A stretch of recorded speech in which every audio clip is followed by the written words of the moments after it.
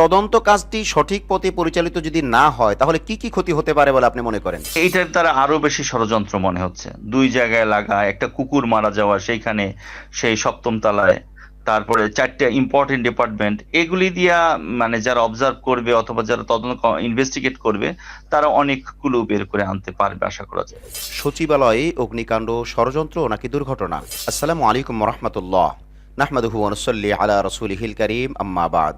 সুপ্রিয় দর্শক শ্রোতা, দেশ ও প্রবাসে, কাছে ও দূরে, যে যেখান থেকেই আমাদেরকে দেখছেন ও শুনছেন, সকলকে আন্তরিক মোবারকবাদ জানাচ্ছি। আমি ইউসুফ মাহমুদী এবং আপনাদের প্রত্যেককেই আমন্ত্রণ জানাচ্ছি আমাদের আজকের এই বিশেষ লাইভ অনুষ্ঠানে। বন্ধুরা, আজ আমরা আলোচনা শুনব সচিবালয়ে অগ্নিকাণ্ড ষড়যন্ত্র নাকি দুর্ঘটনা এবং সত্য উদ্ঘাটনে করণীয়। এ বিষয়ে তদন্ত ভুল পথে পরিচালিত হলে কি কি ক্ষতি হতে পারে এই বিষয়ে আলোচনার জন্য আখলাক টিভির স্টুডিওতে ভার্চুয়ালি যুক্ত আছেন প্রফেসর মোহাম্মদ শাহাদাত হোসেন হাফিজাহুল্লাহ, যিনি Manarat international school and college, Gulshan, ঢাকায় নিয়োজিত আছেন। আমরা হজরতের সাথে একটু সালাম বিনিময় করে আসি। আসসালামু আলাইকুম মোহতারাম, আপনি কেমন আছেন? ওয়ালাইকুম আসসালাম রহমতুল্লাহ বারকাতু। জি জনাব, ভালো আছি। আপনার দর্শক এবং শ্রোতা এবং ফলোয়ারদেরকে আমি আন্তরিক শুভেচ্ছা জানাচ্ছি। ওনারা সময় ব্যবহার করে, সময় ব্যয় করে আমার কথা শুনছেন এবং ধৈর্যের সাথে বোঝার চেষ্টা করছেন। সবাইকে ধন্যবাদ।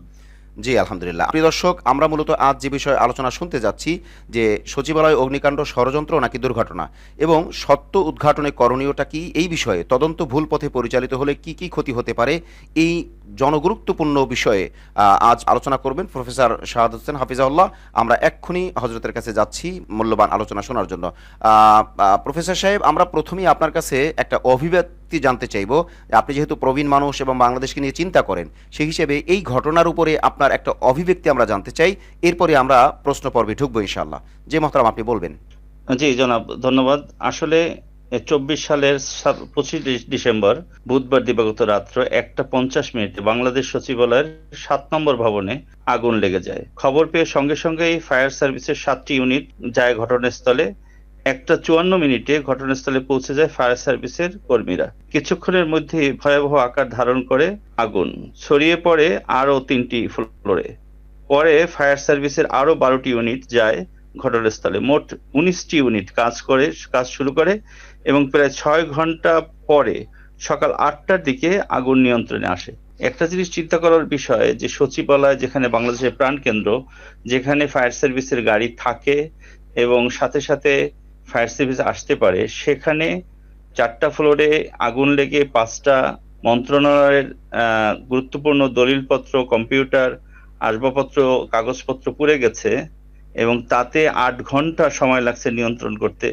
তাহলে আপনি আমি যেখানে থাকি অথবা বাংলাদেশে যে পরিমাণ অগ্নিকাণ্ডের ঘটনা ঘটে, উপলব্ধির বিষয় যে আমাদের দেশের এই অগ্নিকাণ্ড নিয়ে ইতিপূর্বে তাজরিন গার্মেন্টস বলেন, নিমতলি স্টোরেজ বলেন, জি জি জি যেসব ঘটনা ঘটেছে, জি এবং ব্যাপক ব্যাপক প্রাণহানি হয়েছে। এখানে তো হয়তো একজন ফায়ার সার্ভিস কর্মী মারা গিয়েছে, একটা কুকুরের কথা শুনেছি, কিন্তু আপনি চিন্তা করে দেখেন আমাদের দেশে অগ্নিকাণ্ডের ভয়াবহতা এত বেশি এবং অগ্নিকাণ্ডে যদি কেউ মারা যায় তার মৃত্যু যন্ত্রণাটা কেমন হয়।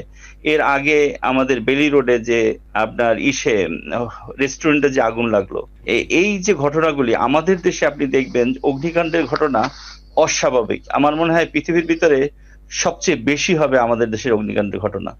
এটার ব্যাপারে কেন্দ্রীয়ভাবে বা আমরা হয়তো দোষারোপ করছি বা একটা করছি, কিন্তু এই ঘটনাগুলি যে ঘটছে এটাকে নিয়ন্ত্রণ করার জন্য বা এটাকে দায়িত্বে নেওয়ার জন্য অথবা এটাকে রিমেডি করার জন্য আপনারা কি উল্লেখযোগ্য কোনো পদক্ষেপ দেখেছেন কখনো? আমি দেখিনি, আমার চোখে পড়ে নাই।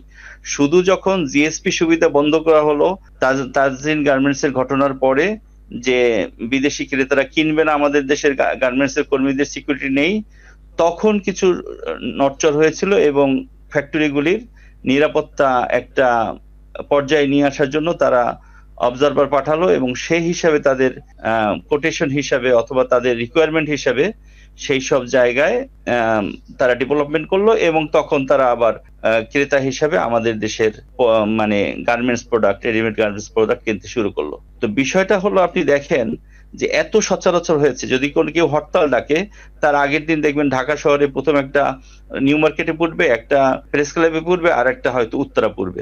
এটা ন্যাচারাল ঘটনা হয়েছে। জি। বা আমরা একসময় যখন ছাত্র ছিলাম, তখন কোনো জায়গায় মারামারি লাগলে বলতো ভাঙ গাড়ি, ভাঙ গাড়ি। মানে তখন 10টা 20টা প্রাইভেট কার, এদের আর কোনো প্রতিকার হয়নি। কোনোদিন শুনেছেন যে অমুক গাড়ি পোড়ানো হয়েছে, বাস মালিককে এমন ক্ষতিপূরণ দেওয়া হয়েছে? একেবারে ন্যূনতম, যদি দেখানোর জন্য কিছু করা হয়। কিন্তু আগুনটা আপনি চিন্তা করেন, সাধারণভাবে যখন আন্দোলন করে কেউ, শুরু করে জালো জালো, আগুন জ্বালো, তো এটা যদি আল্লাহ কবুল করে ফেলেন, এই কথাটা যদি কবুল করে ফেলেন, XYZ কিছু হলে জ্বলবে আগুন ঘরে ঘরে। তো এই যে জ্বলবে আগুন ঘরে ঘরে, আপনি এটা কি দোয়া করছেন, না চাচ্ছেন, না ভয় দেখাচ্ছেন? তো আগুনকে আমরা এত জ্বালিয়ে দেওয়ার জন্য এত বেশি আগ্রহী কেন? আপনি শত্রুর গায়েও, কুকুরের গায়েও যদি কেউ আগুন দেখে, তো তার তো সেই দিন রাতে ঘুম হওয়ার কথা না। আগুনটাকে এত সচরাচর করা হয়েছে, এত মানে প্রতিশোধের উপায় হিসেবে দেখা হচ্ছে। কেউ কি শত্রুর বাচ্চা আগুনে মারা যাক, অথবা আমি যাকে পছন্দ করি না তার বাড়িতে আগুন লেগে যাক, আমি চিন্তা করি তার জায়গায় গিয়ে যে একটা মানুষ আগুন লেগে গেছে, সেই মানুষটার কোথায় যাবে? যখন আপনি বেলি রোডে আগুন লাগলো, সবাই দৌড়ে যখন ছাদে উঠে গেল, বা অন্যভাবে পাশের বিল্ডিং থেকে নামানো হলো, কেউ কেউ মারা গেল, আপনি দেখবেন আগুন লাগার পরেই ঘটনাটা সচিবালয় হয়তো এখানে আলোচনার কেন্দ্রবিন্দু, বা যারা আমাদের বিশেষ করে সমন্বয়কদের ভিতরে উপদেষ্টা হয়েছেন, আসিফের মন্ত্রণালয়, ক্রীড়া মন্ত্রণালয়, তারপরে নাহিদ সাহেবের মন্ত্রণালয়, তারপরে মানে সড়ক জনপদ বিভাগের এইসব বিষয়, তারপরে অর্থ মন্ত্রণালয়, 5টা মন্ত্রণালয়ের জিনিসপত্র ক্ষতিগ্রস্ত হয়েছে। এবং আসিফ সাহেব বলেছে যে এক জায়গায় আগুন লেগেছে, আবার 100 মিটার পরে যে আরেক জায়গায় আগুন লেগেছে। এরকম তো হওয়ার কথা না। আর সব আগুন লাগে দেখেন যখন রাত্রে লাগে, রাত্রে লাগলে কি শর্ট সার্কিট হয়েছে, তাইলে আবার 2 জায়গায় কেন? আবার এখানে একটা কুকুর মারা গিয়েছে কেন? মানে তদন্ত করলে বের হবে, কিন্তু তদন্ত যেন ভুল খাতে প্রবাহিত না হয়। আপনাকে একটু ইন্টারাপ্ট করাই, শর্ট সার্কিটের ব্যাপারটা তো সাধারণত লোডের ব্যাপারে হয় বেশি। তো রাতে তো এত লোড থাকার কথা না, তো রাত্রে শর্ট সার্কিট হতে পারে, কিন্তু পসিবিলিটি তো কম থাকারই কথা, যেহেতু রাতে তো এত লোড থাকে না। হ্যাঁ, আমি সে কথাই বলছি। ধরেন আগুনের ঘটনাটা জি। এত ব্যাপক হয়েছে বাংলাদেশে, আপনি চিন্তা করতে পারবেন না। মানে একটা সময় কি জানেন, হিটলার দ্বিতীয় বিশ্বযুদ্ধের সময় ইহুদিদেরকে মারার জন্য গ্যাস চেম্বারে ফেলে দিত, জি। জি।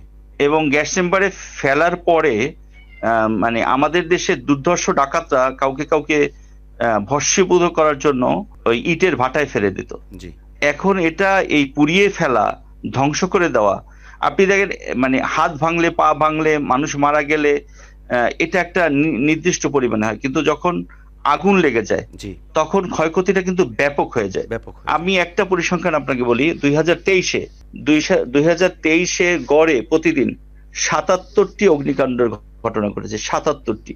খড়ের গাদায় 4277টি, রান্নাঘরে 2138টি, দোকানে 1821টি, হাট বাজারে 1264টি, শপিং মলে 759টি, পোশাক শিল্প প্রতিষ্ঠানে 403টি, হাসপাতালে বা ক্লিনিকে, ফার্মেসিতে 248টি, হোটেলে 246টি, বিদ্যুৎ উপকেন্দ্রে 232টি, বস্তিতে 199টি, বহুতল ভবনে 147টি, শিক্ষা প্রতিষ্ঠানে 140টি। আমি প্রাথমিক একটা ঘটনা বলেছি 2023-এর। 2021 থেকে 22 5% বেড়ে গেছে, 22 থেকে 23-এ 6-7% বেড়ে গেছে, 23 থেকে 24-এ আবার বেড়ে যাচ্ছে। এই যে শেষে আপনার বসন্ত এবং গ্রীষ্ম আসে, এই সময় আগুনের ঘটনা আরো বাড়ে, যেহেতু সবকিছু শুষ্ক থাকে। কিন্তু আগুন যে শুধু দুর্ঘটনা হিসেবে বাংলাদেশে লাগে বা লেগেছে সেটা না। আগুন লাগার একটা, আগুন লাগিয়ে দেওয়ার, আগুন লাগার একটা কালচার এখানে আছে। এবং আগুন দিয়ে ধমক দেওয়া, আগুন দিয়ে মানে ক্ষতি করা, এইটার থেকে যদি বের না হতে পারি বা এটার প্রতিকার করতে না পারি, তাহলে কিন্তু আমরা ভয়াবহ একটা, এটা থেকে বের হতে চাইলে তো আপনার জাতীয় পর্যায়ে উদ্যোগ নিতে হবে। আপনি যেটা বললেন যে কিছু হলেই রাস্তায় নামো, জ্বালো জ্বালো, আগুন জ্বালো, জ্বালিয়ে দাও, পুড়িয়ে দাও, এই যে কথাগুলো, এটা তো প্রায় সব দলই ইউজ করে। তো সেই ক্ষেত্রে এটা থেকে বের হতে চাইলে তো জাতীয় পর্যায়ে সবার মিলেই বের হতে হবে, কেউ একজন বা কোনো এক দল বের হবে, এটা তো ইম্পসিবল। এটা আপনি ঠিক বলেছেন। দেখেন আমরা কিন্তু এই কথাটা প্রায়ই বলি যে 90% মুসলমানের দেশ। তো 90% মুসলমানের দেশ হলে মুসলমানদের তো কিছু মৌলিক এটিকেটস ম্যানার্স আছে। মুসলমান চিন্তা করবে যে আমার কথা যে কোনো সময় আল্লাহ পাক কবুল করে ফেলতে পারে। আমি মুসলিম, জি আমার জি দোয়া, আমার ইচ্ছা, আমার ইচ্ছা আমার আকাঙ্ক্ষা আল্লাহ যে কোনো সময় কবুল করতে পারে। জি তো আমি মানে এক্সট্রিম কথাটা, অভিশাপটা, অভিসম্পদটা দিয়ে শুরু করি কেন এবং সবাইকে বলি কেন? ধরেন এক্স ওয়াই জেড এর কিছু হলে জ্বলবে আগুন ঘরে ঘরে, ঘরে ঘরে। অমুকের কিছু হলে জ্বলবে আগুন ঘরে ঘরে। এটা আছে কিনা বলেন? ব্যাপক জি শুনেছেন জি কিনা? আছে। এখন একটা তো উপলব্ধি বোধ, জি মানুষ কোনো জিনিস থেকে বের হতে পারে না যত সময় তার উপলব্ধি বোধটা কঠিন না হয়, জি মানে দৃঢ় না হয়। উপলব্ধি বোধটা কি? যে আমরা অন্য কাউকে অপরাধ করলে তাকে শাস্তির আওতায় আনবো, জি আমরা সেটা যাচাই বাছাই করার জন্য যারা অপরাধীদেরকে ধরে তাদেরকে সহযোগিতা করব। অপরাধী আমার সন্তান হলে, আমার আপনজন হলে, তাকেও আমি শাস্তি দিয়ে পবিত্র করার চেষ্টা করব। জি শাস্তিটা তো কোনো খারাপ জিনিস না। শাস্তিটাও তো হয় কারেকশনের জন্য, পবিত্র করার জন্য, yes, যাতে সে আখিরাতের শাস্তি থেকে বেঁচে যায়। এখন আমার কারো উপরে জিদ ধরলো, আমার কারো উপরে রাগ ধরলো, এর কারণেই আমি সেখানে মানে আগুন দিয়ে থ্রেটও দিতে পারি না, আগুন দিয়ে হুমকিও দিতে পারি না, আগুন লাগানো তো দূরের কথা। নিশ্চয়ই আপনি এই যে পরিসংখ্যানের কথা বললাম আমি, এখানে কিন্তু আপনার ব্যাপক সংখ্যক আছে, ধরেন আগুন লাগিয়ে দেওয়া হয়েছে। জি এমনকি আমি কিছুদিন আগে চট্টগ্রামে একজনকে ধরা হয়েছে, বলা হয়েছে যে তুমি বাসে কেন আগুন দিয়েছো? সে স্বীকার করেছে যে আমাকে ছাত্রলীগের অমুকে আমাকে আগুন দেওয়ার হুকুম, সে ধরাও পড়েছে। জি অনেক জায়গায় অনেক ঘটনা আপনি দেখবেন যে নাশকতার জন্য করা হয়েছে। বিশেষ করে যখন রাজনৈতিক কারণে যেসব আগুনগুলি ঘটেছে, নিশ্চিত কেউ হয়তো দোষ তৈরি করার জন্য, অথবা কেউ দোষ দেওয়ার জন্য, অথবা কেউ প্রতিশোধ নেওয়ার জন্য এই আগুনগুলি, বাংলাদেশে যে বাসে যে আগুনগুলি লাগে, আপনার কি মনে হয় যে ইঞ্জিন হট হয়ে যে 5% বা 10%? এটা হইতে পারে, কিন্তু বাকিগুলি সব নাশকতার জন্য করা হয়। জি আপনি গাড়ি বসে আছে, যাত্রী নিয়ে বসে আছে, অথবা খালি গাড়ি বসে আছে, একেবারে মানে একটা বাসের দাম 1 কোটি 1.5 কোটি টাকা, এরকম বাস, এসি বাস, একটু পরে দেখা গেল যে আগুন লেগে বাসটা পুড়ে গেছে। জি যাত্রী নিয়ে বসে আছে, যাত্রীরা ঘুমন্ত অবস্থায় একেবারে 22 জন 20 জন কয়লা হয়ে গেল। আচ্ছা, আমরা মানুষ না, আমরা কি এই চিন্তাটা থেকে বের হয়ে আসতে পারি না যে না, এটা কখনো করা উচিত না? বা এই আমাদের মানবিক বোধটা কোথায়? আমরা কোথায় আছি? আমরা যে সামাজিক মর্যাদা পাবো, ন্যায় বিচার পাবো, মূল্যবোধ তৈরি হবে, আমরা ইন জেনারেল কোন জায়গায় আছি? যে আমরা এই যে ধরেন গার্মেন্টস গুলি যখন পুড়ে যায়, জি এই সে গাজীপুরের গার্মেন্টস বা গার্মেন্টস এর প্রোডাক্ট গুলি যখন পুড়ে যায়, আপনার কোন আগুনের ঘটনা ঘটলেই সাথে সাথে কোটি কোটি টাকার ক্ষতি হয়ে যাবে, কোটি কোটি টাকা। তো এই আপনি যেটা বলছেন, আমরা যদি আল্লাহর বান্দা হিসাবে নিজেকে চিন্তা করি যে না, আমি যে কোনো জিনিসকে হাতে তুলে নিতে পারি না, আমি যে কোনো জিনিস আকাঙ্ক্ষাও করতে পারি না, আমি সবাইকে রিকোয়েস্ট করবো যে আপনারা জালো জালো আগুন জালো, হ্যাঁ, অমুকের গতিতে বা অমুকের কিছু হলে জ্বলবে আগুন ঘরে ঘরে। আপনি কি সেখানে ইমাম সাহেবের ঘর বাদ দিয়েছেন? আপনি কি সেখানে মানে আপনার শিক্ষকের ঘর বাদ দিয়েছেন? আপনার নিজের ঘর বাদ দিয়েছেন? জ্বলবে আগুন ঘরে ঘরে। ঘরে ঘরে তো আমরা আগুন জ্বালাই রান্না করার জন্য, ঘরের চুলায় আগুন জ্বলে, ঘরে ঘরে আগুন কেন জ্বালাবো? তাহলে জি আমরা কোথায় থাকবো? জি মহতারাম, আমরা আপনার এই লম্বা ভূমিকায়, আপনার অভিব্যক্তিতে আমরা সন্তুষ্ট। আলহামদুলিল্লাহ, চমৎকার আলোচনা আপনি করেছেন। আল্লাহ পাক আপনার ইলমে হায়াতে বারাকা দান করুন। আমরা আপনার জন্য দোয়া করি, আপনার কাছে দোয়া চাই। প্রিয় দর্শক, আমরা স্যারের কাছ থেকে অত্যন্ত গুরুত্বপূর্ণ আলোচনা শুনছিলাম এবং আরও আলোচনা শুনবো। এক্ষুনি আমরা প্রশ্ন পর্বের মধ্যে ঢুকবো। স্যার, আমরা প্রথম প্রশ্নটা আপনাকে করতে চাই যে অগ্নিকাণ্ডের ঘটনা খুব বেশি সচরাচর হওয়ার কারণ কি? আসলে কিছুটা কথা চলে আসছে, বাকি তারপরে স্পেসিফিকলি কোনো কারণ আছে বলে আপনি মনে করেন কিনা? মানে আগুন লাগাই দেওয়া, আগুন জ্বালাই দেওয়া, আগুন দিয়া ক্ষতি করা, এটা একেবারে সচরাচর হয়ে গেছে। মানুষ এটাকে মানে বড় ধরনের একটা ক্ষতি, কষ্টের কারণ, বা আগুন থেকে হেফাজত থাকা উচিত। আল্লাহ পাক তো একটা কুদরতি জিনিস, আগুনটা দেখবেন যে ম্যাচের ভিতরে পকেটে আছে, জি আগুন লেগে যাচ্ছে না, অথচ এইটাই যখন বারুদে বারুদে ঘষা দেওয়া হয়, আগুন নামে একটা পদার্থ হয়ে যায়। এবং আগুন আসলে এমন একটা জিনিস, যে জিনিসটাকে আল্লাহ পাক নিয়ন্ত্রণযোগ্য করে দিয়েছে, ব্যবহারযোগ্য এবং নিয়ন্ত্রণযোগ্য। যদি ব্যবহারযোগ্য এবং নিয়ন্ত্রণযোগ্য না করতেন, জি তাহলে ব্যাপক ক্ষতি হইতো সবসময়। জি এছাড়া ন্যাচারাল ক্যালামিটি ধরেন বিভিন্ন বনাঞ্চলে, অথবা বিভিন্ন ইসে আহ, ই- এটাকে বলা হয় অগ্নিস্ফুলিঙ্গ, জি জি অর্থাৎ জি ভলকানো থেকে, এগুলি তো আছেই। ন্যাচারাল ডিজাস্টার আছে, ন্যাচারাল ডিজাস্টারে আগুন লেগে ক্ষতি হয়ে যায়। আর একটা জিনিস আপনি ধরেন, এই যে তখন বোম্বার্ডমেন্ট হয়, যারা মানব জাতিকে ক্ষতি করার জন্য একজনে আরেকজনকে বোম্বার্ডমেন্ট করে, সেই জায়গাগুলি কি পরিমাণ অগ্নিকাণ্ড হয়। জি ধরেন হিরোশিমা নাগাসাকিতে যখন দ্বিতীয় বিশ্বযুদ্ধের ভিতরে যখন লিটল বয় এবং ফ্যাট ম্যান নামে দুইটা মানে এটা টোটালটা ছিল একটা আপনার সূর্যের বিস্ফোরণের মতো। মানুষকে, মানব জাতিকে একটা মানে তওবা করা উচিত মানুষকে, যে আমরা আগুন নিয়ে যুদ্ধ করব না। আগের এক সময় ছিল তরবারিতে যুদ্ধ হতো, এখন তো আগুন দিয়ে যুদ্ধ হয়। জি একটা গ্রাম পুড়িয়ে দিচ্ছে, একটা শহর পুড়িয়ে দিচ্ছে, একটা মানে 50 তলা বিল্ডিং ধসিয়ে ফেলছে, আগুন। এটা আলটিমেট হলো আগুন। না, এটা দুঃখজনক, এটা এই কোনোভাবেই আগুন গ্রহণযোগ্য থেকে, না। জি স্যার। হ্যাঁ, আগুন থেকে বেঁচে আসার জন্য আগুনে তো সচরাচর করা উচিত না, জি আগুন দিয়ে প্রতিশোধ নেওয়া উচিত না। এবং জি এখানে এটা ইউনাইটেড নেশনস যারা, তাদের বসা উচিত। জি আমরা যেরকম পরিবেশ দূষণের জন্য বসছি, আমরা যখন চিন্তা করি না জলবায়ু এবং পরিবেশের ব্যাপারে আমরা নিয়ম কানুন করে এখানে একটা নিয়ন্ত্রণ করব, যে পরিবেশ দূষণ না হয়, তারপরে গ্রিন হাউস গ্যাস বেশি উৎপাদন না হয়, মানুষের ভারসাম্য নষ্ট না হয়ে যায়, মানে গ্লোবাল ওয়ার্মিং বেড়ে না যায়। অনুরূপ ভাবে এই যে আগুনটাকে নিয়ন্ত্রণ করার জন্য আমি মনে করি যে আগুন দিয়ে কোনো যুদ্ধ হবে না, আগুন তৈরি হয় এরকম কোনো ব্যবস্থা থাকবে না, জাতিসংঘের ফোকাস দেওয়া উচিত। আর জাতিসংঘ না হলে অবশ্যই আমাদের দেশের মানুষের জি ফোকাস দেওয়া উচিত, যে আগুন দিয়ে ধরেন একটা হসপিটাল তৈরি করা হয়েছে, মানে বার্ন ইউনিট ছিল কম, তার একটা হসপিটাল করা হয়েছে। লাভ কি আপনার?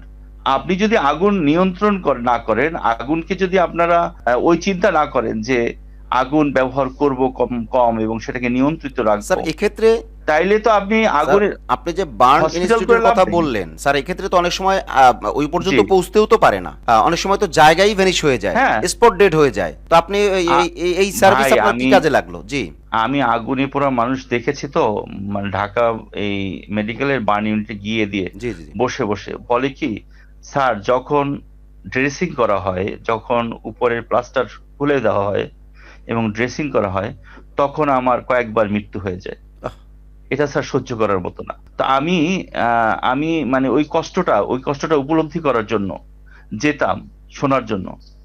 মানে আমার আব্বা ক্যান্সারের মানে বায়োপসি করার সময় গলায় উনি সিএমএস এ ইন্তেকাল করেন।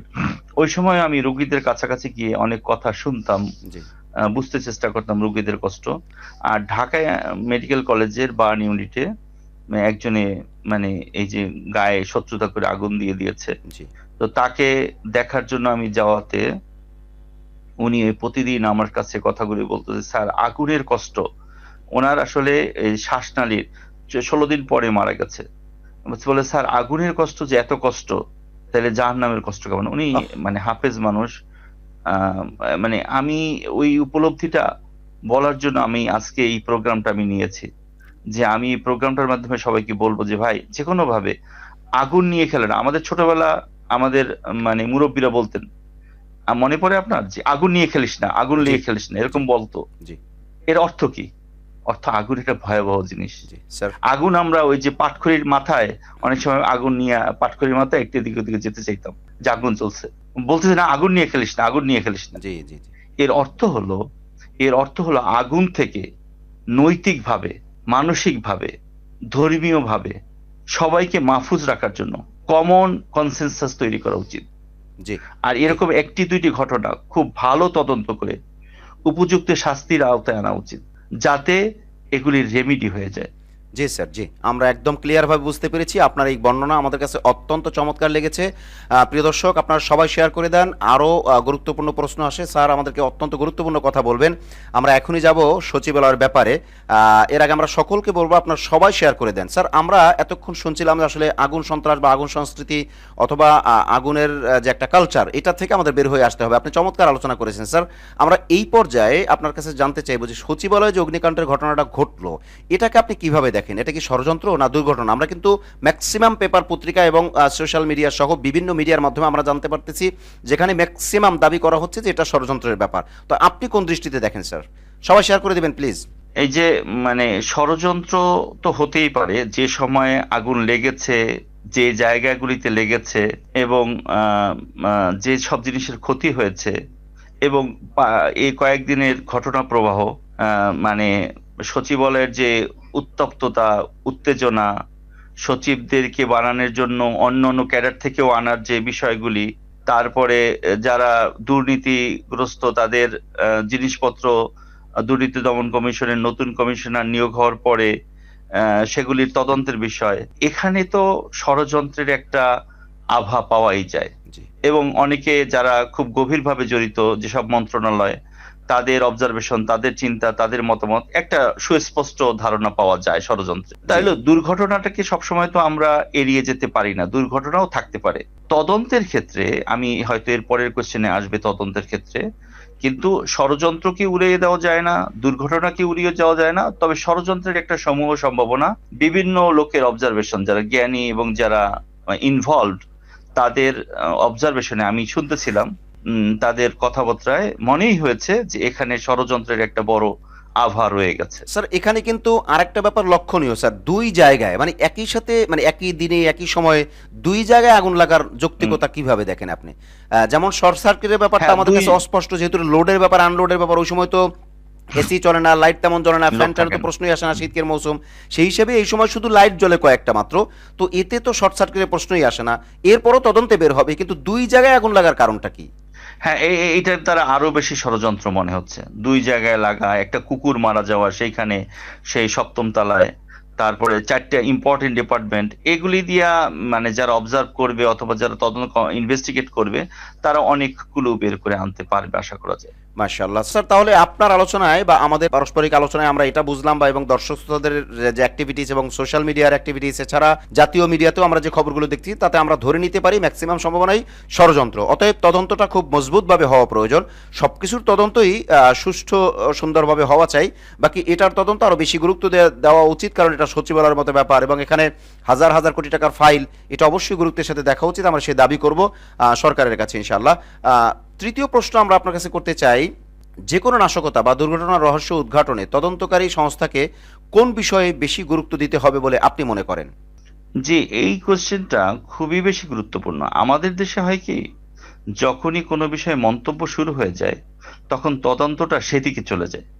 নিরপেক্ষ তদন্তটা আর হওয়া সম্ভব হয় না একটা পর্যায়ে। এবং যারা মন্তব্য করে তারা পাওয়ারফুল হওয়ার কারণে তদন্তকারী কর্মকর্তা যারা থাকেন, ধরেন সাগর রুনির হত্যার ঘটনা, জি এত বছরে সেটা রিপোর্ট করা সম্ভব হয় নাই। আরো অনেক ঘটনা আছে, পিলখানার ঘটনা, ধরেন আর্মির ভিতর থেকে একটা তদন্ত হলো, সরকার একটা তদন্ত করলো, কিন্তু সেটার কোলাবোরেশনটা বের হলো না, মানে ঘটনাটা বের হলো না। ধরেন বাংলাদেশের রিজার্ভ চুরির ঘটনাটা, জি রিজার্ভ চুরির ঘটনাটা তখন সৈয়দ ইব্রাহিম সাহেব, আকবর আলী সাহেব, সাবেক উপদেষ্টা, ওনাদেরকে যাদেরকে দায়িত্ব দেওয়া হয়েছিল, জি তো ওনারাও কিন্তু ওনাদের তদন্তটাকে পরিপূর্ণ করতে পারেনি। বাংলাদেশে ইম্পর্টেন্ট ইস্যুগুলি নিয়ে তদন্ত শেষ করা সম্ভব হয় না, এটা খুবই প্র্যাকটিক্যাল। এখনো ধরেন আমাদের বিগত সরকার যারা ইন্ডিয়ায় আশ্রয় নিল, একটা স্টেজে ইন্ডিয়া দেখলো যে না, তাদেরকে শেল্টার দিলে আমার দেশের সাথে বর্ডারের যেসব লোকজন চলে বাংলাদেশের সাথে সম্পর্ক রেখে, তারা একবারে মাঠে মারা যাবে, তারা মানে আন্দোলন শুরু করবে সরকারের বিরুদ্ধে। জি তখন কি করলো, বিক্রম সিকরি এসে বাংলাদেশে তার অবস্থানটা পরিবর্তন করলো। জি অবস্থানটা পরিবর্তন করলো, স্বরাষ্ট্র উপদেষ্টা, স্বরাষ্ট্র সচিব এবং প্রধান উপদেষ্টা এদের কাছে বলল। বাংলাদেশ আবার একটি ভালো কাজ করেছে, সাথে সাথে যেসব লোক ইন্ডিয়াতে ভিসা ছাড়া আছে, যেহেতু লাল পাসপোর্ট বাতিল হয়ে গেছে এবং ভিসা ছাড়া যাদেরকে আছে তাদেরকে ফেরত চাইলো, including prime minister, x prime minister. এখন এখানে কিন্তু একটা বড় চ্যালেঞ্জিং বিষয় হয়ে গেছে ইন্ডিয়ার জন্য, যে যেহেতু সে সম্পর্ক উন্নয়নের জন্য বাংলাদেশে বলছে যে না, আমরা আপনাদের সাথে সম্পর্ক করতে চাই, আগে সরকারের সাথে কনসার্ন না। এর আগে কিন্তু ডক্টর মোহাম্মদ ইউনূস বলেছিলেন যে দেখেন, আপনি কথা কম বলেন, আপনি যে কোনো জায়গায় বসে বিবৃতি দিবেন, সেটা দেশের মানুষ এত বড় অপরাধ করার পরে মেনে নিবে না। জি এখন এখানে বিষয়টা কি, বিষয়টা হলো যখন আপনি নিউট্রাল পজিশনে চলে আসবেন, কেন আমি এই প্রসঙ্গটা আনলাম, জি যখন নিউট্রাল পজিশনে থাকবে তখন কিন্তু অ্যাক্টিভিটি করা সহজ। ইন্ডিয়া যতদিন আমাদের ভোটের এগেনস্টে সাপোর্ট দিয়ে গেছে, ভোট হবে না এই ভোট না হওয়ার পক্ষে যতদিন সাপোর্ট দিয়ে গেছে, ইন্ডিয়ার মতো একটা পাওয়ারফুল দেশ থাকার কারণে আমরা কিন্তু সেই বিগত 15 বছর ভোট দিতে পারিনি। তো ফ্যাক্টটা প্রভাবিত হয়ে গেল একটা দেশের সমর্থনের কারণে। এখন তারা বুঝতে পেরেছে যে না, আমরা প্রতিবেশীদের সাথে এ ধরেন, এখন কিন্তু আবার এই যে মণিপুর নিয়ে আবার তারা, এর আগের সাক্ষাৎকারেও আপনাকে আমি বলেছিলাম জি যে আপনি যখন অন্যের পিছনে গর্ত খনন করবেন, জি সেই গর্তে আমি নিজেও পড়তে পারি। জি অর্থাৎ বাংলাদেশের তদন্তগুলি বেশ প্রভাবিত হয়ে যায় যখন ধরেন শাহবাগে আন্দোলন হইতেছিল, জি শাহবাগে আন্দোলন হয়েছিল, তখন প্রধানমন্ত্রী সংসদে দাঁড়িয়ে বললেন যে আপনারা এই বিচারকদেরকে উদ্দেশ্য করে যে আপনি শাহবাগের আন্দোলনটা দেখেন, আপনি যে রায় দিবেন, ধরেন কাদের মোল্লার যখন যাবজ্জীবন হলো, ফাঁসি হলো না, মনে পড়ে কিনা, জি জি জি তখন আপনার এই আইন পরিবর্তন হলো কিভাবে? জি আবার যখন এই যে ছাত্র সমন্বয়কদের আন্দোলন শুরু হলো, তখন আবার আনিসুল হক বলে যে রাস্তায় চেঁচামেচি করে আইন পরিবর্তন করা যায় না। আপনি দেখেন ডাবল স্ট্যান্ডার্ড। তারপরও তো করেছে আর স্যার, এইটা হয়ে গেছে। তারপরও তো করতে বাধ্য হয়েছে। হ্যাঁ, পরবর্তীতে কিন্তু আইন মানে একটা বাধ্য। রায় দিয়েছে, আইন পরিবর্তন না হলেও একটা রায় তারা হ্যাঁ, আগাই আইনের রায়টা দিছে। দিয়েছে। আমি তো সে কথাটা বলছি জি যে বাংলাদেশের যখন ইনফ্লুয়েন্সটা শুরু হয়, জি অর্থাৎ জি যখন জি শাহবাগের আন্দোলন হলো, শাহবাগের আন্দোলন হলে আইন পরিবর্তন করে যাদের যাবজ্জীবন ছিল তাদেরকে ফাঁসি দিল। আবার যখন কোটা আন্দোলন হইলো, তখন আইন পরিবর্তন করে নির্বাহী আদেশে আইন আগিয়ে করতে বাধ্য হলো না? জি। তো জাতি হিসাবে কি আমরা এইভাবেই চলবো যে যারা ইনফ্লুয়েন্সিয়াল তারা যখন কথা বলবে আইনটা সেখানে চলে যাবে? আপনাকে আমি একটা মানে প্রাসঙ্গিক কথা জিজ্ঞাসা করি, যেটা আপনি বললেন যে ভারতের অনেকেই প্রতিবাদ করতেছে, বিশেষ করে পশ্চিমবঙ্গের মানুষেরা এবং যাদের থেকে আমরা আলু বা পেঁয়াজ এগুলো ইম্পোর্ট করি, তো ইম্পোর্টের ব্যাপারে যখন ভাটা পড়ছে বা বন্ধ হয়েছে তখন তাদের এগুলো দাম কমে গেছে, তারা সমস্যায় পড়ছে, বস্তা ভইরা সেই প্রতিবাদকারীর বাড়ির সামনে নিয়ে এই করছে, ঢালছে, এগুলো তো আমরা দেখতেছি। তাইলে আমরা একটা জিনিস কি ধরে নিতে পারি যে তারা যখন ইম্পোর্ট এক্সপোর্ট ক্লিয়ার ছিল, অর্থাৎ লেনদেন ছিল, তারা যখন আমাদের থেকে লাভবান ছিল, তখন কিন্তু তারা কোনো প্রতিবাদ করেনি। সেই হিসেবে পশ্চিমবঙ্গ বলেন, কলকাতা হইতে শুরু করে উড়িষ্যা, বিহার টেহার যাই যা আছে, মানে মোটামুটি বিহার না, এই পাশ যেটা মানে বাংলাদেশ লাগোয়া যে অঞ্চলগুলো আছে, এবং এইদিকে মণিপুর যাই যা বলেন আপনি, তো এই অঞ্চলগুলোর মানুষ বাংলাদেশ থেকে বেনিফিটেড হলে ওনারা কিন্তু তখন আর বাঙালি জাতি হিসেবে আমাদের জন্য কাঁদে না। এখন ওনারা কিন্তু আমাদের জন্য যেটা বলতেছেন সেটা কিন্তু আমাদের জন্য বাঙালি জাতি হিসেবে বলতেছেন না, ওনাদের স্বার্থে আঘাত পড়ছে বিধায় এটা বলতেছে। আমি এই প্রশ্নটা আপনাকে কেন করতেছি, কারণ তারা যদি বাঙালি হয়, তাদের যদি আমাদের প্রতি একটা টান থাকে, তাহলে কিন্তু তারা অন্য সময়ও বলতে বাধ্য, মানে বলা উচিত তাদের যে এদেশের মানুষও তো আমাদের বাংলাভাষী মানুষ, তো আমরা দেশভাগের কারণে ভিন্ন দেশে আছি, কিন্তু তাদের স্বার্থ আমাদের দেখা উচিত, বা তাদের গভর্নমেন্ট যেন আমাদের উপরে কোনো খবরদারি, নজরদারি, দাদাগিরি না করে, এই বিষয়টা কিন্তু তাদের বলা উচিত। তারা কিন্তু ইতিপূর্বে কখনো বলেনি। তাহলে এই যে তাদের এখন প্রতিবাদগুলো, এটাকে আপনি কোন দৃষ্টিতে দেখেন? এটা কি তাদের স্বার্থের প্রতিবাদ দেখেন, নাকি আমাদের প্রতি টান তাদের এজন্য প্রতিবাদ? আমরা আসলে সচিবালয়ের আগুন কাণ্ড নিয়ে আলোচনা করতে গিয়ে এখন এই প্রসঙ্গটা এসেছে। জি কেউ দর্শক শ্রোতা মনে করতে পারে যে আমরা সরকারকে পছন্দ না করি না দেখে ধান বানতে এসে শিবের গীত গাচ্ছি, এটা মানুষ বলতে পারে। বলতে পারেন। কিন্তু আমার কিন্তু প্রসঙ্গটা ওখানে না। প্রসঙ্গটা হলো যদি কেউ ইনফ্লুয়েন্সিয়াল থাকে, জি তখন ইনফ্লুয়েন্সিয়ালের কথায় তদন্ত প্রভাবিত হয়ে যায় এবং আসল ফ্যাক্টটা বের হয় না, অন্যভাবে অন্য জিনিসকে সামনে নিয়ে আসা হয়। এই প্রসঙ্গে আসছে যে ইন্ডিয়া কিভাবে আমাদেরকে ইনফ্লুয়েন্স করেছিল ইতিপূর্বে, জি এবং ইন্ডিয়া বাধ্য হয়ে তাদের অবস্থান চেঞ্জ করেছে, এবং ইন্ডিয়া একটা বিরাট ডিলেমার ভিতরে আছে যে যেহেতু সরকার চিঠি দিয়েছে যে তোমাদের দেশে আমাদের দেশের অপরাধীরা যারা আছে তাদেরকে পাঠিয়ে দাও, এখন কিন্তু দেখবেন কণ্ঠটণ্ড সব বন্ধ হয়ে যাবে। অর্থাৎ ফ্যাক্ট যখন বের হয়ে আসে এবং সত্য জিনিস যখন বের হয়ে আসে, সবাই যখন তার নিজের অবস্থানে, সত্য অবস্থানে চলে আসে, তখন কিন্তু আর গলাবাজিতে কোনো কাজ হয় না। এইটা হলো কারণ। আমি মানে ইন্ডিয়ার প্রসঙ্গ সচিবালয়ে আগুন লাগার সাথে আসে না, কিন্তু এরা যে এত বড় ইনফ্লুয়েন্স করেছিল এবং যারা এই সব ঘটনা এখন ঘটাতে পারে, তারা যেহেতু ইন্ডিয়ার শেল্টারে আছে এবং ওখানে বসেই প্ল্যান করতে পারে, এই সব কিছু এক সূত্রে গাঁথা থাকার সম্ভাবনা আছে। এই জন্য আমি বলতে চাচ্ছি যে তদন্তকারী কর্মকর্তা, তদন্তকারী সংস্থা অথবা সরকারের এরকম একটা স্ট্যান্ড থাকতে হবে, যে স্ট্যান্ডের মাধ্যমে সত্য উদ্ঘাটিত হবে। এবং ইন্ডিয়ায় কিন্তু এত অগ্নিকাণ্ড ঘটে না, আপনি দেখেন ইন্ডিয়ায় কি এত অগ্নিকাণ্ড ঘটে? না আপনি বের করে দেখেন, না, তুলনামূলকভাবে কম। এত অগ্নিকাণ্ড ঘটে জি কম। হ্যাঁ, কারণ ওরা তো ওদের দেশে গণতন্ত্রটা রাখতে বাধ্য হয়েছে। এখন ওদের দেশে যতটুকু ডেমোক্রেসি আছে, এটা এত বড় কান্ট্রি, যদি তারা না করতো তাহলে থাকতো না। কিন্তু আমাদের দেশের ডেমোক্রেসিটা কিন্তু বারবার বিভিন্নভাবে ইনফ্লুয়েন্সড হয়েছে। এটা যে ধরেন তত্ত্বাবধায়ক সরকার আসলেই যে সেটা ফেয়ার হয়ে যাবে, এবং এইভাবে কোনো কনসেনসাস আমরা তৈরি করতে পারিনি। স্যার, তদন্তের ক্ষেত্রেও সেটা স্যার, কোনো তদন্তের প্রসঙ্গ যেহেতু চলছে, সেহেতু একটা গুরুত্বপূর্ণ কথা আপনাকে আমি জিজ্ঞাসা করতে চাই আমাদের দর্শক শ্রোতাদের জন্য বা আমারও জানার জন্য। সেটা হলো যে আমরা জানতাম যে বিচারের মধ্যে সাধারণত উকিলদেরকে কেনা বা টাকা পয়সা দেওয়া বা বিচারকদেরকে এই টাইপের একটা কথা বিভিন্ন সময় আমরা জেনে থাকি, কিন্তু আমরা দেখতেছি বাংলাদেশে বিচার বিভাগকেই, পুরো বিচার বিভাগকেই করায়ত্ত করে নেওয়া, নিজেদের আয়ত্তে চালানো, এটা তো একটা। আর একটা ব্যাপার হলো যে তদন্তের মধ্যেই একটা প্রভাব ফেলানো। অনেক সময় তদন্ত যেটা আপনি বলছিলেন যে হতেই পারে না, তদন্ত কমপ্লিটই হয় না, বা বারবার যেমন সাগররুনির তদন্তের ব্যাপারে বারবার চেঞ্জ হচ্ছে। তো বিচার ব্যবস্থার উপরে কন্ট্রোলিং আনা, এটাতে প্রভাবিত করে তাদের মতো করে রায় নেওয়া, আবার তদন্ত যেটা সেই তদন্ত যার উপরে বেসিস করে আপনার বিচারটা হবে সেইটাই করতে দেওয়া হয় না। এইটা কি আপনি মনে করেন বাংলাদেশেই বেশি না অন্যান্য রাষ্ট্রেও আর বেশি? কারণ আমার মনে হয় যে এটা বাংলাদেশে সবচেয়ে বেশি। আপনি কি বলবেন? আমি আপনাকে একটা কথা বলি, বাংলাদেশের স্ট্যান্ড অর্থাৎ পজিশনটা এখনো কিন্তু আমরা স্বাধীনতার 52-53 বছর পরে আমরা কিন্তু সেই স্ট্যান্ডটা তৈরি করতে পারিনি। ধরেন বিক্রম সিকরি আসছে এখানে কথা বলতে, তো এখানে তো তাকে বলতে হবে যে তোমরা যে ফেলানিকে মেরে তার কাটায় ঝুলিয়ে রেখেছো সেটার অন্যায়টা স্বীকার করো, সেই ভুলটা স্বীকার করো, জি বলতে তো হবে আপনাকে। জি তুমি যে প্রতি বছর বর্ডারে মেরেছো সেটা তো স্বীকার করো। তার পজিশনটা আমরা কিন্তু এখনো ক্লিয়ার করতে পারিনি। সে আমার কাছে আসছে তার ব্যবসা বাণিজ্য ঠিক করার জন্য, তার অর্থনীতি চালানোর জন্য, কিন্তু সে যে আমার সাথে এতদিন অপরাধ করলো সেই অপরাধটা কিন্তু স্বীকার করবে যে সে এরকম আর করবে না। বাংলাদেশের প্রবলেমটা কি? বাংলাদেশের মৌলিকভাবে বিচার ব্যবস্থাকে কঠিন করা মানে স্ট্রং করা, জি মৌলিকভাবে সেনাবাহিনীকে স্ট্রং করা, মৌলিকভাবে বর্ডার গার্ডকে স্ট্রং করা, মৌলিকভাবে পুলিশ বাহিনীকে স্ট্রং করা, যে কোনো অন্যায় যে কারো হুকুম মেনে পুলিশ জনগণের উপরে। আপনি দেখেন পুলিশকে দাঁড়া করা হয়েছিল জনগণের সামনে, জি বিডিআরকে দাঁড়া করা হয়েছিল সেনাবাহিনীর সামনে। এবছরের ঘটনায় এন্ড হয়েছে সেনাবাহিনী দাঁড়িয়েছে পুলিশের সামনে, তারপরে ঘটনা এন্ড হয়েছে। জি তাহলে হতো না? আপনাকে যারা যারা প্রোটেকশন দিবে, দেশের বর্ডারকে প্রোটেকশন দিবে, বহিঃশত্রু আক্রমণ থেকে প্রোটেকশন দিবে, জনগণকে প্রোটেকশন দিবে।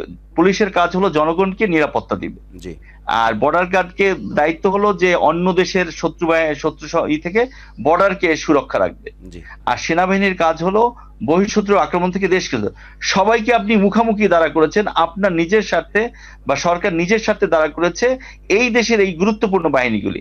ছাত্র জনতার সামনে দাঁড়িয়েছে পুলিশ, এবং ন্যাক্কারজনক ভাবে দাঁড়িয়েছে। এমন ক্ষতি কখনো হয়নি।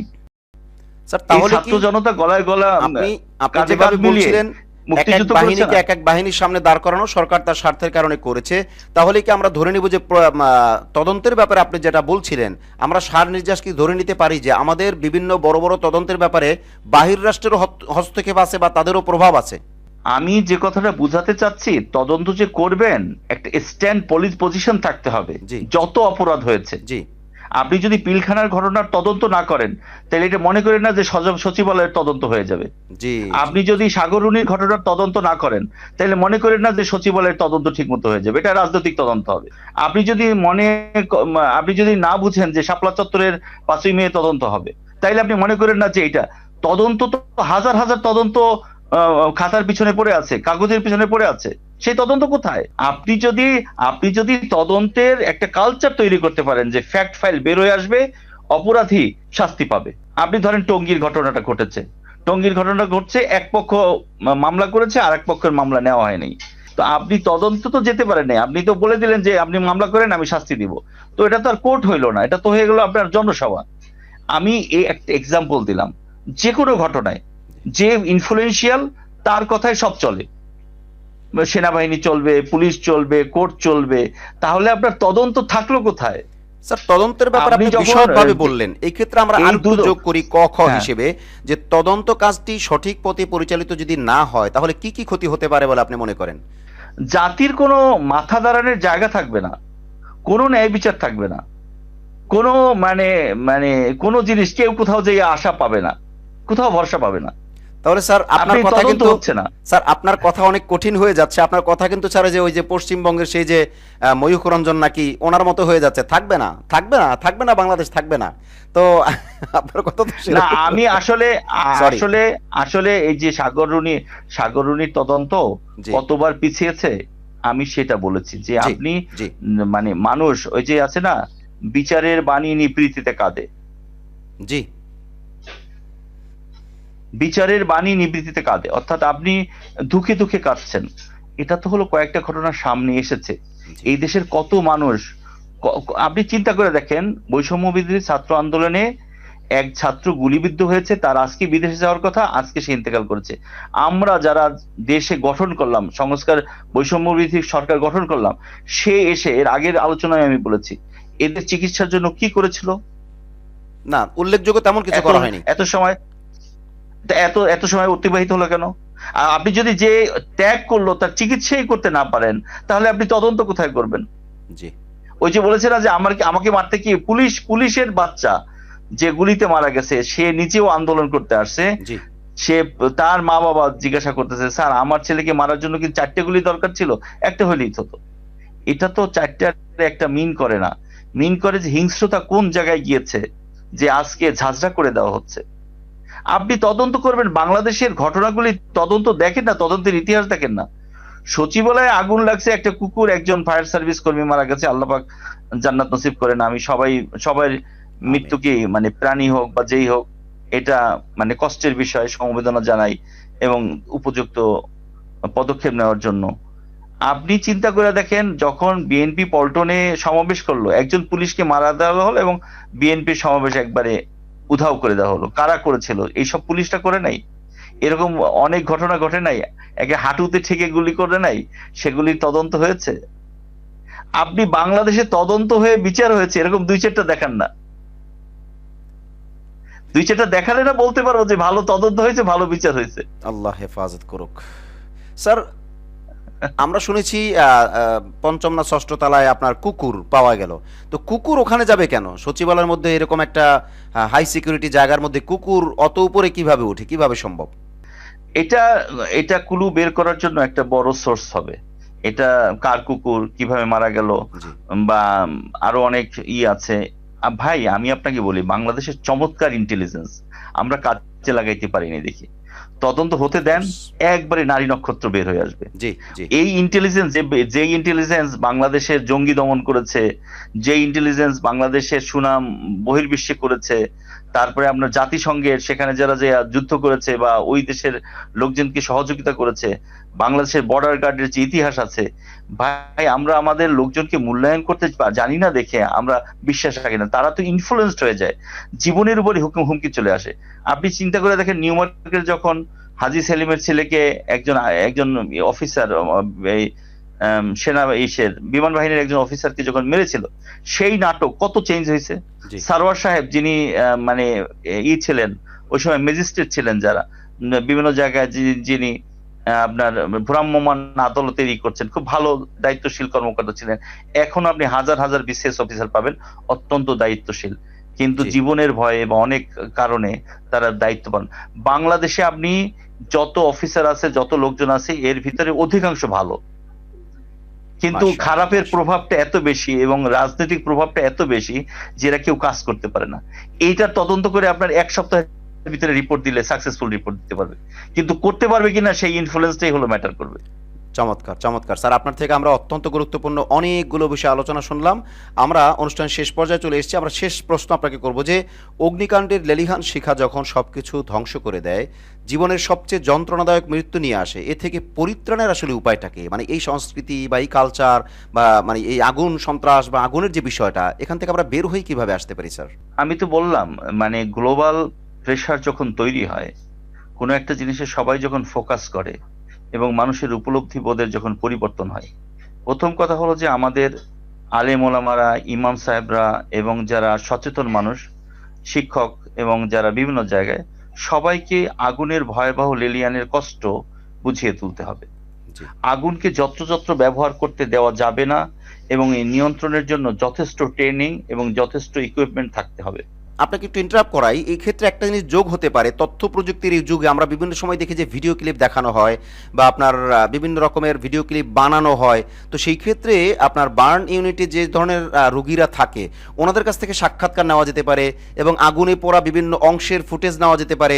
এগুলি দিয়ে আপনার যদি ভিডিও ফুটেজ বানানো হয় এবং সেটা যদি আপনার প্রজেক্টরের মাধ্যমে বিভিন্ন জায়গায় বিভিন্ন অনুষ্ঠানে যদি প্লে করা হয়, তাহলে তো আমার মনে হয় মানে আগুনে আপনি তা কাউকে বুঝাইতে চাইলে পুইরা তো আর দেখাইতে পারবেন না, তাহলে আগুনে পোড়া রোগী যারা আছেন তাদের সেই জিনিসগুলো দেখাইলে আমার মনে হয় যে যারা এই এই কাজের সাথে জড়িত, কেউ না কেউ তো জড়িত, কেউ না কেউ তো করছে, তাদের মনে হয় যে একটু দয়া হবে বা তাদের একটু হয়তো তারা এখান থেকে ফিরতে পারে। এক্ষেত্রে আপনি কি মনে করেন?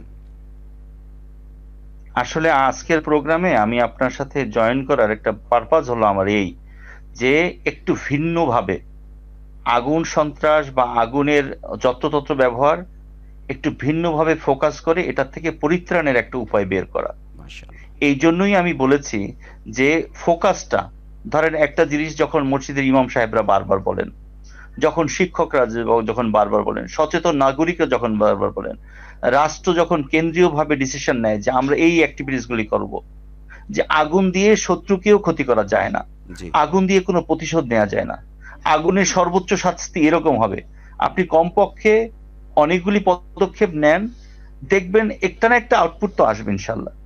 স্যার, এখন এখন আমি আপনি যেটা জিনিসটা বললেন, শুনলাম, ডিসকাস করলাম। স্যার এখন আপনি যেটা বললেন চমৎকার উপায় আপনি বললেন, বিভিন্ন রকমের উপায় উপকরণ, বিভিন্ন কথাবার্তায় আপনি বললেন, কিন্তু আমরা রাজনীতি সম্পর্কে যতটুকু জানি, আমরা মাঠ পর্যায়ের একজন মানুষ হিসেবে বা এই বয়স হিসেবে যা দেখেছি, তো আইন যারা তৈরি করে তারাই তো আগুনের কাজে জড়িত, অর্থাৎ আগুনকে ব্যবহার করে, আগুন সন্ত্রাসকে ব্যবহার করে, আগুনের কালচারকে ব্যবহার করে।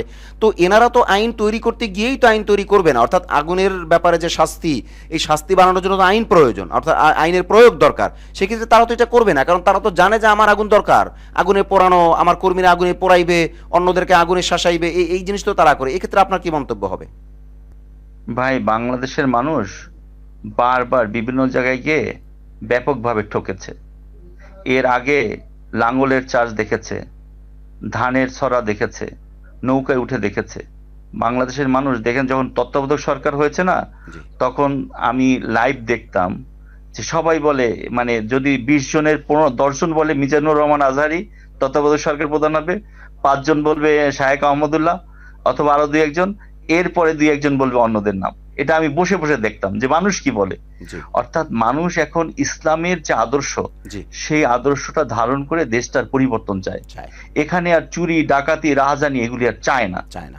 আপনি জামাত ইসলাম বলেন বা অন্য ইসলামিক দল বলেন, মানুষ ভাবছে যে এখন যদি কোনো ইসলামী শাসন আসে, তারা ন্যূনতম মৌলিক চেতনা তৈরি করবে যাতে এই মানুষরা আর প্রতারিত না হয়, না ঠকে। ভাই, এটা ইসলাম ছাড়া, ইসলাম যে সারা স্যার, পৃথিবীতে স্যার যে আপনাকে নিরাপত্তা দিয়েছিল। একটু ইন্টারাপ্ট করাই, চেতনা তৈরি করবে কোন চেতনা? আমরা তো 71-এর চেতনা বেচা কিনা দেখতে দেখতে, 71-এর চেতনা শুনতে শুনতে আমরা ভোতা হয়ে গেছি। আমার জন্ম অন্তত 71-এর পরে, তো 71-এর যে চেতনা, এই চেতনা আমাদের আর মনে হয় আমাদের দরকার না।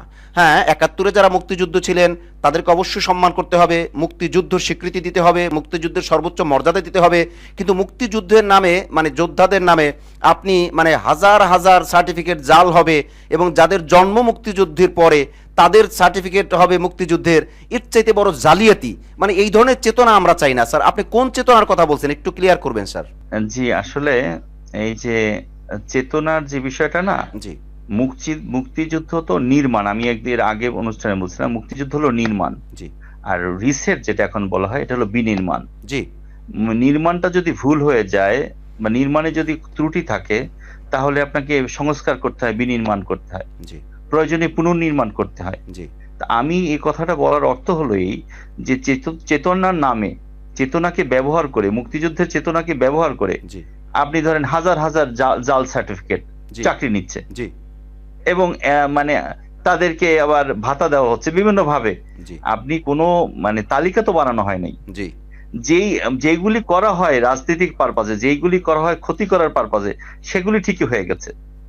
কিন্তু যেটা হওয়ার কথা, আমি তো ওই তদন্তের কথা ওই জন্যই বললাম জি যে আপনি সঠিক জিনিসটা পাবেন না, জি সঠিক জিনিসটা পাবেন না, সঠিক জিনিসটাকে সাপোর্টাইজ করে যার যার বেনিফিটটা নিয়ে নিবে। জি জি বাংলাদেশে হিন্দুদের সম্পত্তি, ধরেন বাংলাদেশে হিন্দুদের সম্পত্তি, এটা কি দেখা খুব কঠিন যে হিন্দুদের সম্পত্তি কারা নিয়েছে দখল করে, না, কারা বিক্রি করেছে? এটা তো হিন্দুদের দলিলপত্র সম্পত্তি দেখলেই দেখেন বের আপনি। হয়ে যায়।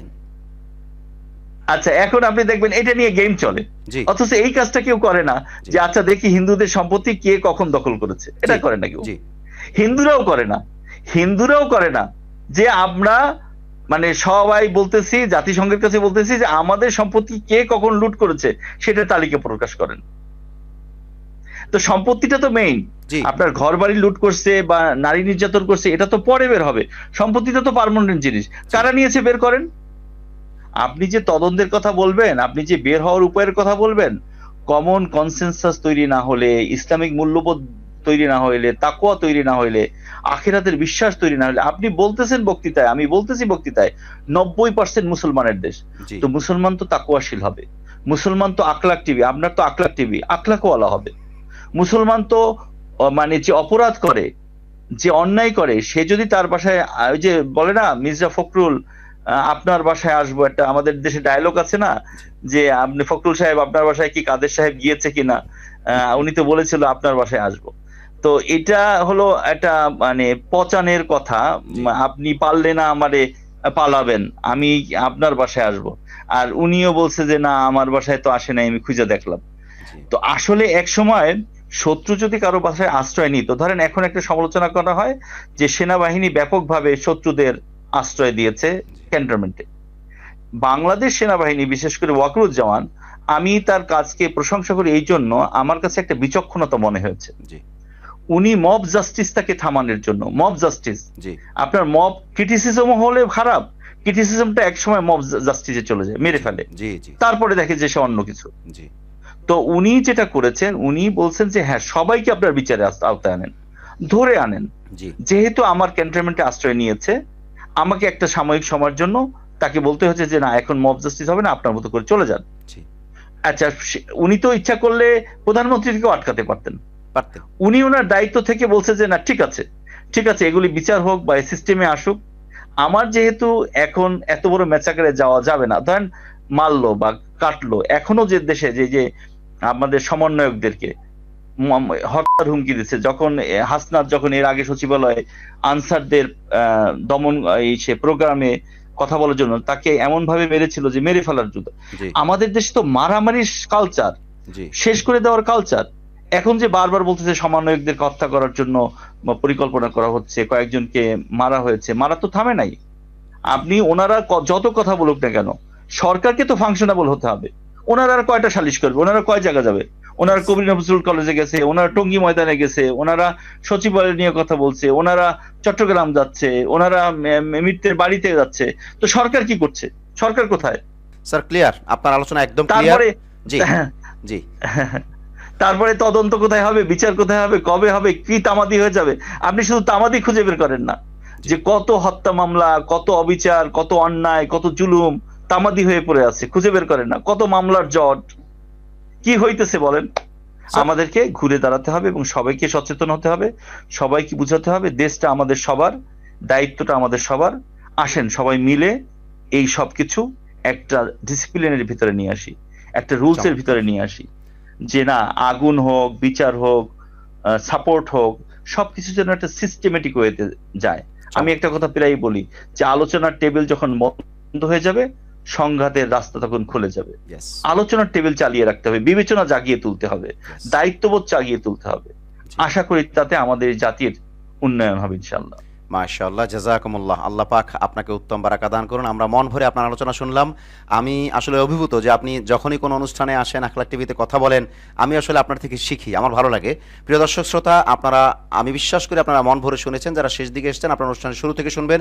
পুরাটা অনুষ্ঠানই ছিল তথ্যে ভরা, পুরাটা অনুষ্ঠানই ছিল আপনার জন্য, আমার জন্য, আমাদের জন্য শেখার এবং মুজাকারার, যেটাকে পুনরায় আলাপ আলোচনা বলা হয়। সেই ক্ষেত্রে আমরা অনেক কিছু জানতে পারলাম। এতক্ষণ পর্যন্ত আমরা ছিলাম সচিবালয় অগ্নিকাণ্ড ষড়যন্ত্র নাকি দুর্ঘটনা, এবং সদ্য উদ্ঘাটনে করণীয় সেই বিষয়ে তদন্ত ভুল পথে পরিচালিত হলে কি কি ক্ষতি হতে পারে এ ব্যাপারে আমরা বিস্তারিত আলোচনা শুনেছি। আমরা আজ মোটেই সময় নিচ্ছি না, আমরা আলোচনা একদম শেষ পর্যায়ে এসেছি। স্যার, আপনার কাছে আমরা 30 সেকেন্ডে জানতে চাইব যে আসলে আগুন সন্ত্রাস থেকে বের হওয়ার জন্য সব শ্রেণী পেশার মানুষের কি করার আছে? সচেতনতা বৃদ্ধি করা, বিভিন্ন টেবিলে আলোচনা করা, গোল টেবিল আলোচনা করা, এবং আগুনের যত্রতত্র ব্যবহার। চমৎকার চমৎকার স্যার, আপনার থেকে আমরা অত্যন্ত গুরুত্বপূর্ণ অনেকগুলো বিষয়ে আলোচনা শুনলাম। আমরা অনুষ্ঠানের শেষ পর্যায়ে চলে এসেছি। আমরা শেষ প্রশ্ন আপনাকে করব যে অগ্নিকাণ্ডের লেলিহান শিখা যখন সবকিছু ধ্বংস করে দেয়, জীবনের সবচেয়ে যন্ত্রণাদায়ক মৃত্যু নিয়ে আসে, এ থেকে পরিত্রাণের আসলে উপায়টাকে, মানে এই সংস্কৃতি বা এই কালচার বা মানে এই আগুন সন্ত্রাস বা আগুনের যে বিষয়টা, এখান থেকে আমরা বের হয়ে কিভাবে আসতে পারি স্যার?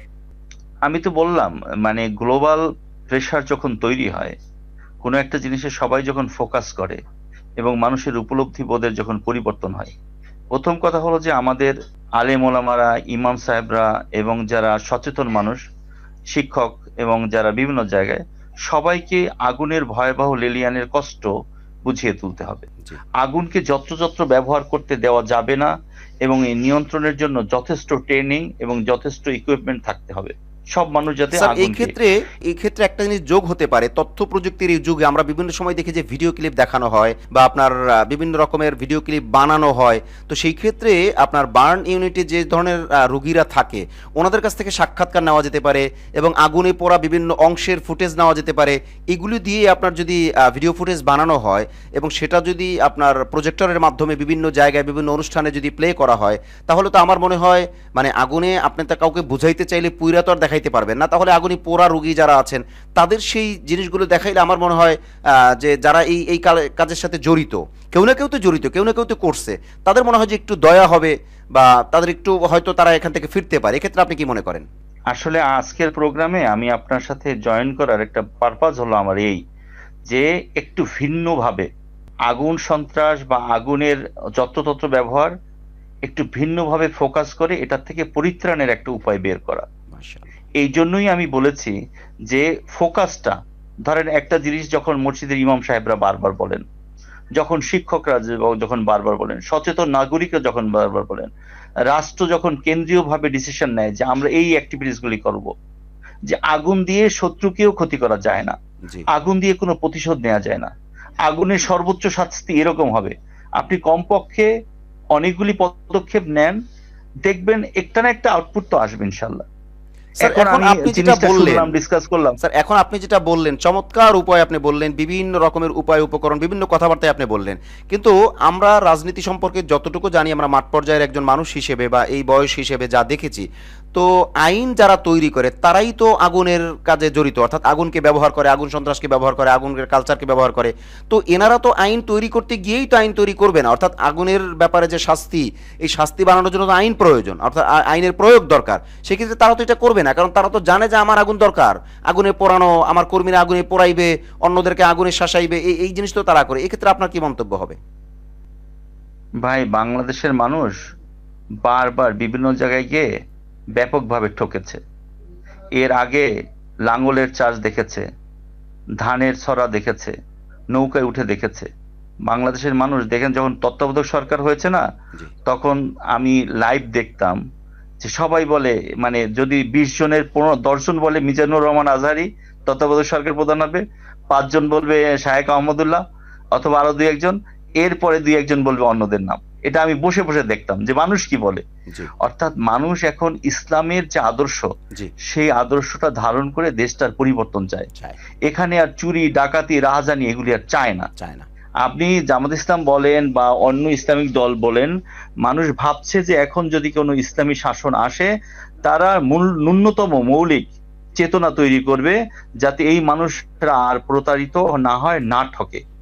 ভাই, এটা ইসলাম ছাড়া, ইসলাম যে সারা স্যার পৃথিবীতে স্যার যে আপনাকে নিরাপত্তা দিয়েছিল। একটু ইন্টারাপ্ট করাই, চেতনা তৈরি করবে কোন চেতনা? আমরা তো 71-এর চেতনা বেচা কিনা দেখতে দেখতে 71-এর চেতনা শুনতে শুনতে আমরা ভোতা হয়ে গেছি। আমার জন্ম অন্তত 71-এর পরে, তো 71-এর যে চেতনা, এই চেতনা আমাদের আর মনে হয় আমাদের দরকার না।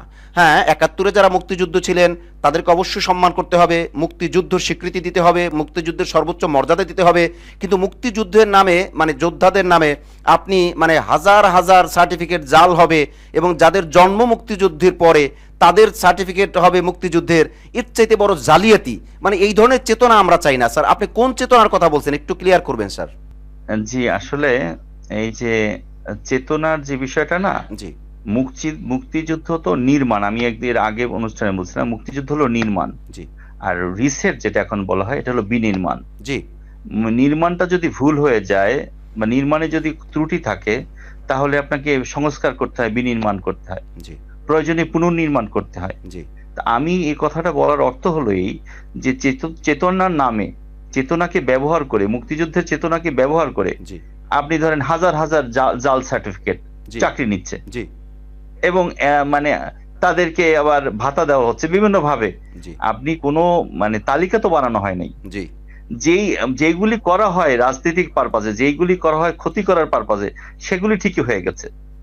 কিন্তু যেটা হওয়ার কথা, আমি তো ওই তদন্তের কথা ওই জন্যই বললাম, জি যে আপনি সঠিক জিনিসটা পাবেন না, জি সঠিক জিনিসটা পাবেন না, সঠিক জিনিসটাকে সাপোর্টাইজ করে যার যার বেনিফিটটা নিয়ে নিবে। জি জি বাংলাদেশে হিন্দুদের সম্পত্তি, ধরেন বাংলাদেশে হিন্দুদের সম্পত্তি, এটা কি দেখা খুব কঠিন যে হিন্দুদের সম্পত্তি কারা নিয়েছে দখল করে, না, কারা বিক্রি করেছে? এটা তো হিন্দুদের দলিলপত্র সম্পত্তি দেখলেই দেখেন বের আপনি। হয়ে যায়। আচ্ছা, এখন আপনি দেখবেন এটা নিয়ে গেম চলে, জি অথচ এই কাজটা কেউ করে না জি যে আচ্ছা দেখি হিন্দুদের সম্পত্তি কে কখন দখল করেছে, এটা জি করে না কেউ। জি হিন্দুরাও করে না, হিন্দুরাও করে না যে আমরা মানে সবাই বলতেছি, জাতিসংঘের কাছে বলতেছি যে আমাদের সম্পত্তি কে কখন লুট করেছে সেটা তালিকা প্রকাশ করেন। তো সম্পত্তিটা তো মেইন। জি আপনার ঘর বাড়ি লুট করছে বা নারী নির্যাতন করছে এটা তো পরে বের হবে, সম্পত্তিটা তো পার্মানেন্ট জিনিস, কারা নিয়েছে বের করেন। আপনি যে তদন্তের কথা বলবেন, আপনি যে বের হওয়ার উপায়ের কথা বলবেন, কমন কনসেনসাস তৈরি না হলে, ইসলামিক মূল্যবোধ তৈরি না হইলে, তাকওয়া তৈরি না হইলে, আখিরাতের বিশ্বাস তৈরি না হলে, আপনি বলতেছেন বক্তৃতায়, আমি বলতেছি বক্তৃতায় 90% মুসলমানের দেশ, জি তো মুসলমান তো তাকওয়াশীল হবে, মুসলমান তো আখলাক টিভি, আপনার তো আখলাক টিভি, আখলাকওয়ালা হবে। মুসলমান তো মানে যে অপরাধ করে, যে অন্যায় করে, সে যদি তার বাসায় ওই যে বলে না মির্জা ফখরুল আপনার বাসায় আসবো, একটা আমাদের দেশে ডায়লগ আছে না যে আপনি ফখরুল সাহেব আপনার বাসায় কি কাদের সাহেব গিয়েছে কিনা, উনি তো বলেছিল আপনার বাসায় আসবো। তো এটা হলো একটা মানে পচানের কথা, জি আপনি পারলে না আমারে পালাবেন, আমি আপনার বাসায় আসবো। আর উনিও বলছে যে না আমার বাসায় তো আসে নাই, আমি খুঁজে দেখলাম। জি তো আসলে এক সময় শত্রু যদি কারো বাসায় আশ্রয় নিত, ধরেন এখন একটা সমালোচনা করা হয় যে সেনাবাহিনী ব্যাপকভাবে শত্রুদের আশ্রয় দিয়েছে জি ক্যান্টনমেন্টে। বাংলাদেশ সেনাবাহিনী বিশেষ করে ওয়াকরুজ্জামান, আমি তার কাজকে প্রশংসা করি এই জন্য, আমার কাছে একটা বিচক্ষণতা মনে হয়েছে। জি উনি মব জাস্টিসটাকে থামানোর জন্য, মব জাস্টিস, জি আপনার মব ক্রিটিসিজম হলে খারাপ, ক্রিটিসিজমটা একসময় মব জাস্টিসে চলে যায়, মেরে ফেলে, জি জি তারপরে দেখে যে সে অন্য কিছু। জি তো উনি যেটা করেছেন, উনি বলছেন যে হ্যাঁ সবাইকে আপনার বিচারে আওতায় আনেন, ধরে আনেন, জি যেহেতু আমার ক্যান্টনমেন্টে আশ্রয় নিয়েছে, আমাকে একটা সাময়িক সময়ের জন্য তাকে বলতে হচ্ছে যে না এখন মব জাস্টিস হবে না, আপনার মতো করে চলে যান। আচ্ছা, উনি তো ইচ্ছা করলে প্রধানমন্ত্রীকেও আটকাতে পারতেন।